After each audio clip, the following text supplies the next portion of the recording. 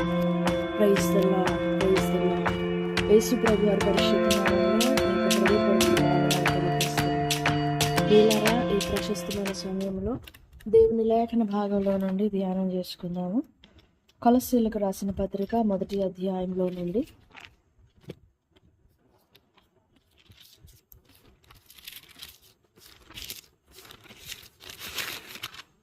కొలస్సీ పత్రిక 1వ అధ్యాయము 13వ వచనం నుండి ధ్యానం చేసుకుందాం.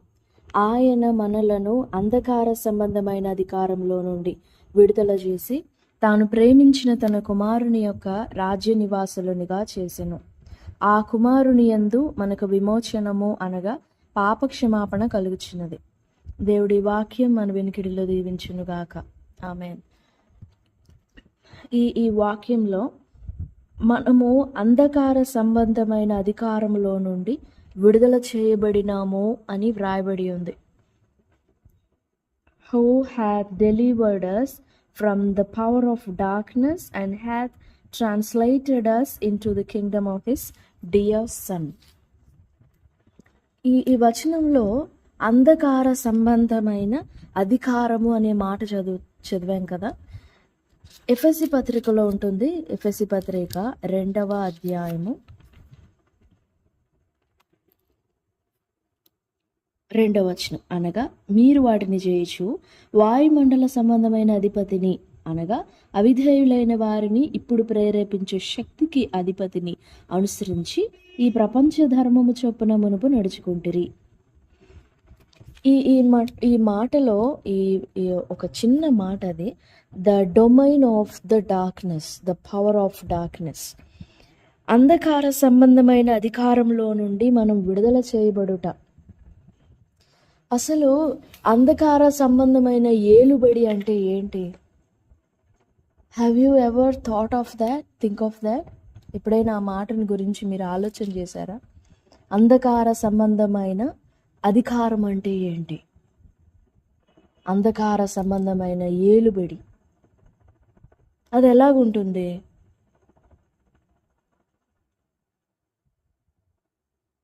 అంధకార సంబంధమైన ఏలుబడి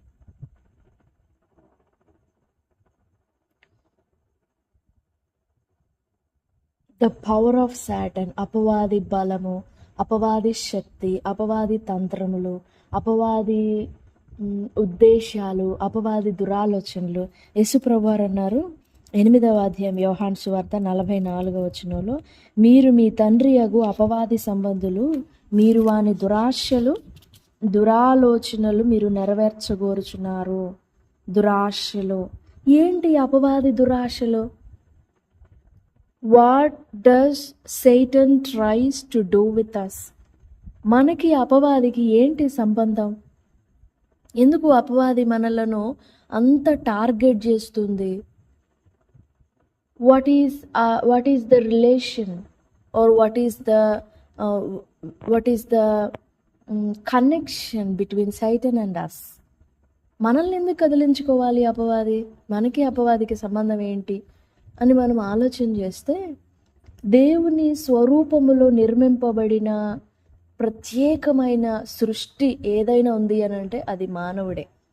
దేవుని రూపంలో చెక్కబడి దేవుడు తన స్వహస్తాలతో నిర్మించిన రూపము మనము, నీవు నేను. ఈ ప్రస్తుత టైంలో, ప్రజెంట్లో మన జీవితంలో ఎలాగుండినా, మన రూపములు ఎలాగుండినా, మన స్థితి ఎలాగుండినా కానీ, బట్ వన్స్ మన ఆరిజిన్ ఏంటి అని అంటే దేవుని రూపంలో నిర్మింపబడిన వారం. మరి అలాంటప్పుడు దేవుని చేత నిర్మింపబడిన వారి మీద అపవాదికి ఏంటి బలము? అపవాదికి ఏంటి కనెక్షన్ అని అంటే, దేవుని పరలోకపు సన్నిధి నుండి పాపము చేసి చిన్న దురాలోచన కలగడం వలన అపవాది లూసిఫర్, ఒక కెరూబు, ఒక అభిషేకింపబడిన కెరూబు లూసిఫర్. ఈ లూసిఫర్ దేవుని సన్నిధి నుండి గెంటివేయబడి భూమి మీదకి గెంటివేయబడినప్పుడు అప్పటికే దేవుని రూపంలో, దేవుని జగత్పునాది వేయబడక మునిపే మనం ఆయన కనుదృష్టిలో ఉన్నాం, మనం ఆయన మనసులో ఉన్నాం. But we were not formed. అప్పటికి మనం రూపం పొందుకోలేదు కానీ, but we were in his mind. ఆయన ఆలోచనలు, ఆయన ప్లాన్లో ఉన్నాం మనం. అయితే ఆ ప్లాన్లో మనం ఉండటము అది నచ్చలేదు అపవాదికి. మనం భూమి మీద పడినప్పుడు కాదు, దేవుని ప్లాన్లో ఉండినాం, దేవుని ప్లాన్లో ఉన్నాం మనం. సరే, అది భూమి మీద గెంటి వేయబడిన తర్వాత దేవుడు ఏదైనా తోటను నిర్మించి అందులో తనకిష్టమైనట్లుగా తన ఆశలన్నీ, తన కోరిక అంతా కూడా దేవుడు తన మనసులో ఉన్న భావం అంతా కూడా తన చేతులతో నిర్మించాడు. నీవు నేను దేవుని ఆలోచన అయ్యున్నామో. We are not oops child or అనుకోకుండా, లేకపోతే ప్లాన్లో అన్ప్లాన్డ్గా పుట్టిన వారం కాదు, are not even planned ones. అందుకే యోహాను సువార్తలో దేవుడు అన్నారు, యోహాన్ అంటాడు, మనుష్యేచ్ఛ వలనైనను శరీరేచ్ఛ వలనైనను రక్తము వలనైనను పుట్టిన వారము కాము. ఈ మాట తెలుసుకోవాలి అని అంటే మన ఆరిజిన్ తెలియాలి మనకి.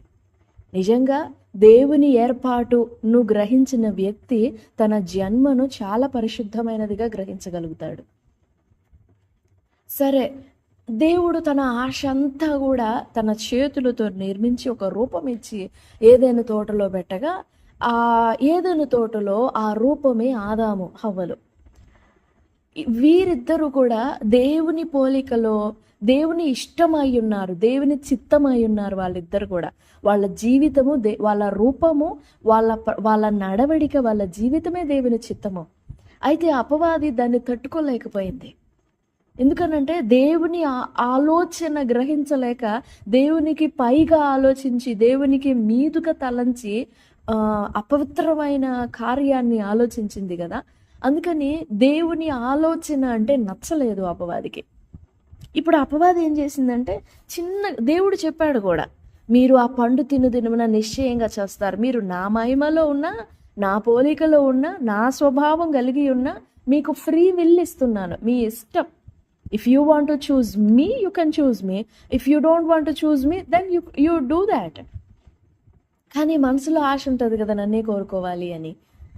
ఆదాము హవ్వలు అది గ్రహించలేక వారు ఆ పండు తిన్నారు. ఆ పండు తినగానే ఏమైంది అని అంటే, they were lost the image of God. They lost the image of God. వారు దేవుని పోలికను, వారు దేవుని స్వభావాన్ని పోగొట్టుకున్నారు. దేవుని రూపాన్ని, వాళ్ళే దేవుని ఆలోచన అయి ఉన్నారు.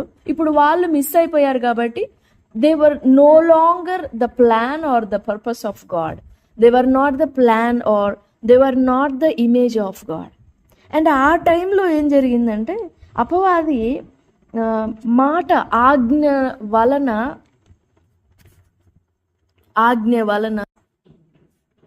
ఏ ఆలోచన అయితే అపవిత్రపరచబడి, ఆదామే ఒక దేవుని ఆలోచన అయి ఉన్నాడు, ఈ ఆలోచన అపవిత్రపరచబడి ఏమైంది అని అంటే, అపవాది ఆలోచన నింపబడింది ఆదాంలో. ఇప్పుడు ఈ ఆదాము నిండుగా నిలువెల్లా కూడా అపవాది ఆధీనంలో ఉండిపోయినాడు. ఎందుకంటే ధైర్యం చేసి దేవుని దగ్గరికి వెళ్ళే సాహసము చేయలేదు, దేవుని దగ్గర పశ్చాత్తాపము పడలేదు. అపవాది ఎప్పుడు కూడా మనల్ని దేవుని వైపు మళ్ళనివ్వదు. దేవుడు ఎప్పుడు కూడా మనం ఆయన వైపు మళ్ళుకోగా మనల్ని త్రోసివేయడం. ఒకవేళ మనల్ని త్రోసివేస్తే మనం సరాసరి అపవాది చేతుల్లో పడతాం. అందుకే ఎప్పుడు దేవుడు త్రోసివేయడు. నా యొద్దకు వచ్చి వారిని నేను ఎంత మాత్రమున త్రోసివేయను అన్నారు ప్రభు. దేవుడు ఎన్నడూ త్రోసివేయడు. అది ఆయన స్వభావం కాదు. దాన్ని మనం గ్రహించాలి. దోషం జరిగిపోయింది, తప్పేమో, క్రమం తప్పేమో, అయితే దేవుని దగ్గరికి మళ్ళుకొని దేవా ఇదిగో నేను నీ వైపు మళ్ళుకుంటున్నాను, నన్ను క్షమించు అని యథార్థంగా ప్రభు వైపు మళ్ళుకుంటే he will test us whether we are turning to him in a right way or with our intentions or not. ఏదో జస్ట్ ఊరికట్లా ప్రభు అంటున్నామా, లేక నిజంగా ప్రభు వైపు మళ్ళుకోవాలని అనుకుంటున్నామా అని ఆలోచించి దానిని పరీక్షించి అప్పుడు దేవుడు వెంటనే మన వైపు మళ్ళుకొని మన పక్షంగా కార్యం చేస్తాడు. ఎందుకనంటే దివారాత్రములు మన మీద ఆయన కన్నులు ఉన్నాయి. నువ్వు చెడిపోయినా, నువ్వెంత అపవిత్రంగా అక్రమంగా బ్రతుకుచుండినా దేవుని కన్ను నీ మీద ఉంది కాబట్టే ఏ విధంగానైనా నీ దగ్గరికి సువార్త పంపబడాలి, ఏ విధంగానైనా దేవుని మాట, దేవుని ప్రేమ నీ దగ్గరికి పంపబడాలని సర్వ ప్రయత్నాలు జరుగుతున్నాయి. పరలోకమే ప్రయత్నిస్తుంది నీ దగ్గరకు దేవుని మాట పంపబడాలి అని. సర్వలోకం ప్రయత్నిస్తుంది, సర్వ పరలోకము. అపవాది నిన్ను దేవుని నుండి దూరం చేయడానికి ఎంత ప్రయత్నిస్తుందో, దేవుడు అపవాది నుండి నిన్ను దూరం చేయడానికి కూడా అంత ఎక్కువగా ప్రయత్నిస్తాడు. సరే, ఇప్పుడు మనం ఆలోచన చేసే మాట ఏంటి అని అంటే, the domain of darkness, the power of darkness. నరనరాల్లో నిండి ఉండిన అపవాది, దాని తలంపులు, దాని ఆలోచనలు, దాని తత్వం నిలువెల్ల మనలో నిండిపోయి ఉన్న దాని బలంలో నుండి మనం విడిపింపబడాలి అంటే మనకి ఎంతో అమూల్యమైన ప్రేమ, త్యాగము, సమర్పణ ఎంతో అవసరం అయింది. అందుకే యేసు ప్రభు వారు ఈ పాప పంకిలమైన ఈ లోకంలోనికే కాదు, పాప పంకిలమైపోయి అపవాది బలంతో నింపబడి, అపవాది దాస్యములో, అంటే అదే డొమైన్ మన మీద మరణ దాస్యములో ఉన్నాము అని చెప్తుంది హెబ్రీ పత్రిక 2వ అధ్యాయము 14 కాబట్టి ఆ పిల్లలు రక్తమాంసములు గలవారైనందున ఆ ప్రకారమే మరణము యొక్క బలము గలవానిని, అనగా అపవాదిని మరణము ద్వారా నశింపజేయుటకు జీవితకాలం అంతయు మరణ భయము చేత దాస్యమునకు లోబడిన వారిని విడిపించుటకును ఆయన కూడా రక్తమాంసములలో పాలివాడాయను. మరణము యొక్క బలము గలవానిని అనగా అపవాదిని మరణము ద్వారా నశింపజేయడం. ఎందుకంటే పాపం ద్వారా వచ్చే జీతం మరణం. ఈ మరణాన్ని అపవాది విన్ చేసుకుంది. అంటే ఈ మరణము అపవాది ఒక మార్గం చేసుకునింది. మనం పాపంలో ఉండి చేసి చేసి చేసి చేసి మరణించాము అంటే ఇంకా అదే ఎండ్ ఆఫ్ ద లైఫ్. ఇంకా దాని తర్వాత మనకి జీవితం లేదు, మనకి చాయిస్ లేదు. అందుకే అపవాది గురంతా కూడా మన మరణానికే దారితీస్తుంది. దాని ఏకైక గోల్ ఏంటి అని అంటే మనం చచ్చిపోవాలి, మనం మరణించాలి. ఎందుకంటే మరణించిన తరువాత మన లైఫ్ని మరలా తిరిగి మార్చుకునే అవకాశం లేదు. కాబట్టి ఒక తప్పిదం చేయనట్లు ప్రేరేపించేది అదే. ఇంక నువ్వు దేవునికి పనికిరావు, దేవుడు నిన్ను చూడడు, దేవుడు నిన్ను పట్టించుకోడు అని బలవంత పెట్టి ఇంక నువ్వెందుకు బ్రతికి వేస్ట్ కదా, చచ్చిపోవడం మేలంటది. మరణము యొక్క బలము గలవానని, అనగా అపవాదిని మరణము ద్వారా నశింపజేయుటకు, మరణాన్ని ఆ మరణంతోనే మరణించాలి. ఇప్పుడు మనిషి మరణించుట ద్వారా కదా దేవునికి దూరం అయిపోతున్నాడు. మరణము అంటే ఎడబాటు, ఇంకా దేవునికి మనకి ఎడబాటు అన్నమాట. పాపి అయిన మనిషి మరణించాడు అనుకోండి, ఇంకా ఆ పాపి మార్చబడుటకు అవకాశం లేదు. No turning back and no chance to repent.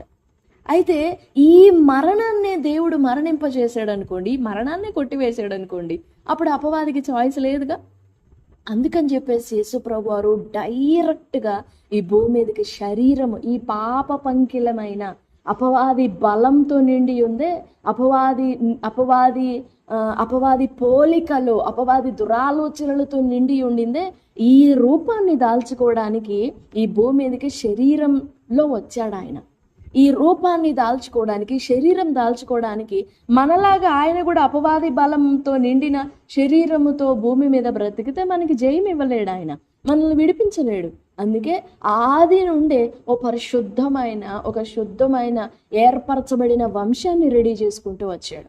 ఆ ఏర్పరచబడిన వ్యక్తే అబ్రహాంలో నుండి వచ్చిన దావీదులో నుండి వచ్చిన యోసేపు, మరియ గర్భములో నుండి యేసు ప్రభు వారు జన్మించి పరిశుద్ధాత్మ మరియను కమ్ముకొనగా ఆమె గర్భవతియే యేసు ప్రభు వారికి జన్మనిచ్చింది. ఇప్పుడు యేసు ప్రభు వారి భూమి మీద 33.5 సంవత్సరాలు బ్రతికి 33.5 ఏట ఆ ముగింపు టైంలో ఆయన శిలువ మీద వేలాడి సర్వ లోకాన్ని ఉద్దేశించి మాట్లాడాడు. తండ్రి, వీరేం చేస్తున్నారో వీళ్ళకి తెలియట్లేదు. పాటలే పాడుతున్నారా, భక్తే చేస్తున్నారా, బలులే అర్పిస్తున్నారా, పాపమే చేస్తున్నారా, విగ్రహారాధనే చేస్తున్నారా, వీళ్ళు ఏం చేస్తున్నారో వీరికి తెలియదు, వీళ్ళు ఎందుకు చేస్తున్నారో కూడా తెలియదు, వారిని క్షమించు. ఈ క్షమింపబడిన వ్యక్తి నిశ్చయంగా నాతో కూడా పరదేశంలో ఉండాలి. పరదేశంలో ఉన్న వ్యక్తికి నా బంధం, నీకు నాకు, తండ్రి నీకు నాకు మధ్య ఉన్న బంధం కుమారుని బంధం కావాలి. ఇదిగో నీ కుమారుడు అని మనలను తండ్రికి అప్పగించాడండి యేసు ప్రభువారు. తండ్రికి అప్పగించి ఆ చెయ్యి అందివ్వడానికి మన చెయ్యి పట్టుకోవాలి అని అంటే యేసు ప్రభువారి చెయ్యి విడిచిపెట్టాలి తండ్రి. అందుకే నా దేవా నా దేవా నన్ను ఎందుకు చెయ్యి విడిచిపెట్టావో. He knows why that happened. But still Yesu ప్రభువారు ఒప్పుకున్నారు. మన చెయ్యి తండ్రికి అందించాలి అని అంటే, మనలను తండ్రితో సంధి చేయాలి అని అంటే ఖచ్చితంగా ఆయన చెయ్యి విడిచిపెట్టాలి. అంతా అయిపోయిన తర్వాత ఎంత ఎడబాటు కలిగిందో తండ్రికి తనకి మధ్య. ఎందుకంటే అప్పటి వరకు నేను తండ్రి ఏకమై ఉన్నాం అని చెప్పిన ఆయన మనకి ఆయనకి మధ్య ఉన్న ఎడబాటుని తెలియజేయడానికి నేను దప్పికొంటున్నాను, నా గొంతు ఎండిపోయేంతగా నేను దూరం అయ్యాను తండ్రికి, నేను ఎండిపోయాను, నా గొంతు ఎండిపోయింది, నేను దప్పికొనుచున్నాను. ఆయన దప్పికొనిన తర్వాత ఓకే, తండ్రికి ఈ మానవునికి మధ్య బంధము కనెక్ట్ అయింది. సో సమాప్తం అయిపోయింది. అప్పుడు తండ్రి నీ చేతికి నా ఆత్మను అప్పగిస్తున్నానని అప్పగించాడు ఆయన. ఈ ప్రశస్తమైన సమయంలో దేవుని వెళ్ళారా, నిజంగా అపవాది బలము మన జీవితంలో చాలా ఘోరమైనదిగా కనపడుతుంది. Have you ever understand that? నువ్వు ఎప్పుడైనా ఆలోచించావా నీ జీవితం మీద అపవాది బలం నుండి నువ్వు విడుదల పొందావని, లేదా ఇంకా విడుదల పొందలేదని నీకు అర్థమైందా? ఎందుకంటే మన నరాల్లో దాని బలం కనపడుతుంది. మేలు చేయడం తెలుసు కానీ చేయడం చేత కాదు, కీడు చేయడమే కలుగుతుంది. తప్పు తెలుసు, రైట్ ఆర్ రాంగ్ తెలుసు, మంచి చెడుల తెలివినిచ్చు వృక్ష ఫలము అది, మంచి ఏదో చెడేదో తెలుసు, కానీ మంచి తీసుకునే రైట్ లేదు, హక్కు లేదు. మంచిని తీసుకొని మంచిని చూస్ చేసుకునేంత బలము, అధికారం లేదు. ఎందుకనంటే లోపల నిండి ఉన్నదంతా కూడా అపవాది బలమే కదా. లోపల నిండి ఉన్నదంతా అపవాది బలమైనప్పుడు మనం దాన్ని గ్రహించడం కష్టం. లోపల ఒకటి నిండుకొని ఉండగా మరలా మనం దేవుని మాట కోసం ప్రయాసపడటం ఇట్స్ నాట్ పాసిబుల్. రోమపత్రిక 8వ అధ్యాయము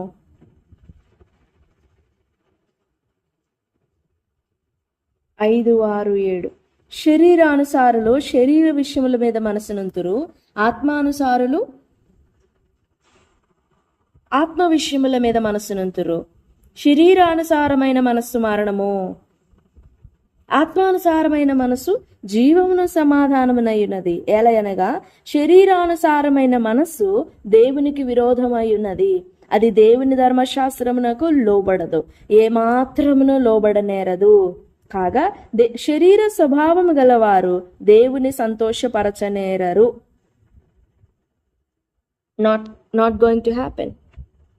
We are literally in the domain of Satan, the power of Satan. యేసు ప్రభువారు గెత్సెమనే తోటలో లూకాసు వార్త 22వ అధ్యాయము 43, 44. అప్పుడు పరలోకం నుండి ఒక దూత ఆయనకు కనబడి ఆయనను బలపరచెను. 44వ వచనం.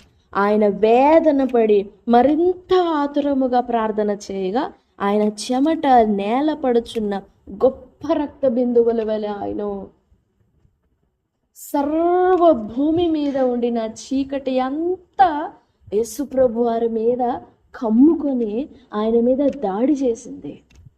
అందుకే ప్రభు అన్నారు 42లో, తండ్రి ఈ గిన్నె నా యుద్ధ నుండి తొలగించుటకు నీ చిత్తమైతే తొలగించుము, అయినను నా ఇష్టం కాదు నీ చిత్తమే. 23వ అధ్యాయం లూకాసు వార్త 23వ అధ్యాయం 44 వచనంలో 44, అప్పుడు రమారమి మధ్యాహ్నమాయెను, అది మొదలుకొని 3 గంటల వరకు ఆ దేశమంతటి మీద చీకటి కమ్మెను. యేసుప్రభు వారు తన ఆత్మను తండ్రికి అప్పగించిన తర్వాత చీకటి కమ్మెను. రమారమి మధ్యాహ్నమంతా సాయంకాలం వరకు 3 గంటల వరకు చీకటి కమ్మింది దేశమంతటి మీద. సర్వలోకములో సమస్త మానవాళి మీద ప్రయోగింపబడుతున్న అపవాది బలమంతా యేసుప్రభు వారి మీద దాడి చేసింది. ఎందుకు? సమస్త మానవుని కొరకు, ప్రతి ఒక్క మనిషి మీద ఉపయోగింపబడే అపవాది బలమంతా కూడా ఆ బలమంతటిని యేసుప్రభు వారు ఫైట్ చేశారు, పోరాడారు. అందుకే ఆ ప్రతి ఒక్క మనిషి మీద పోరాడే బలమంతా కూడా రిటర్న్ యేసుప్రభు వారి మీద పడింది. మరణ వేదనలు అని ఉంటుంది లేఖనముల అపొస్తలుల కార్యముల్లో. ఆ బలమంతా కూడా ప్రభు మీద పడి ప్రభువును సమాధిలో 3 రోజులు ఉంచినప్పుడు ఇంకా ఆయన చనిపోయినాడులే, ఇంకా ఆయన లేవడలే అనుకునింది అపవాది.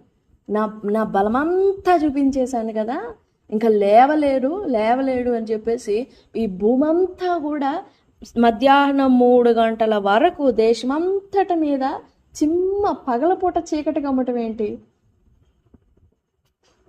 చీకటి కమ్మెను. 45, సూర్యుడు అదృశ్యుడాయను. సూర్యుడు కనపడలేదు, అంత కమ్మేసింది అపవాది.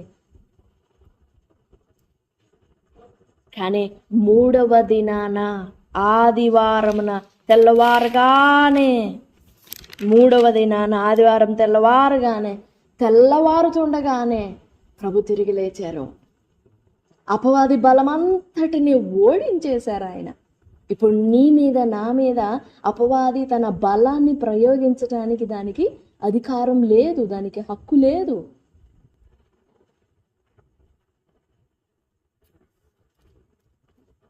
భూమి మీద ఎవరి మీద బలం ప్రయోగించడానికి లేదు అపవాదికి ధైర్యం. ఎందుకంటే దానికున్న బలమంతా ప్రభు తీసేశాడు. నిలువున దాని బలాన్ని కొట్టిపారేశాడు దేవుడు. ఇక నీ మీద నా మీద చూపించేది లేదు. అందుకే కొలస్సీ పత్రిక 1వ అధ్యాయము 13వ వచనంలో మనం ఏం చదువుతామంటే, ఆయన మనలను అంధకార సంబంధమైన అధికారములో నుండి విడుదల చేసి తాను ప్రేమించిన తన కుమారుని యొక్క రాజ్య నివాసులనుగా చేసెను. ఇప్పుడు now we are called into his Son's fellowship. కుమారుని ఫెలోషిప్ లోనికి పిలువబడ్డాము. ఆయన రాజ్య నివాసులనుగా చేయబడ్డాము. ఈ మాటలు వించిన దేవుని ప్రియబిడ్డ, నీ మీద అపవాది బలం కొట్టివేయబడింది. అది నువ్వు గ్రహించాలి.